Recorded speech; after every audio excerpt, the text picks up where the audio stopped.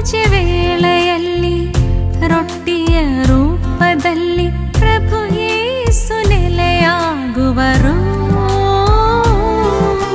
ನನಗಾಗಿ ಬಲಿಯಾಗುವರು. ಯೇಸುವೇ ಪ್ರಭುವೇ, ನನ್ನ ಆತ್ಮದ ದೇಗುಲದಲ್ಲಿ ನಿತ್ಯವೂ ನೀ ನೆಲೆಸು. ಯೇಸುವೇ ಪ್ರಭುವೇ, ನನ್ನ ಆತ್ಮದ ದೇಗುಲದಲ್ಲಿ ನಿತ್ಯವೂ ನೀ ನೆಲೆಸು.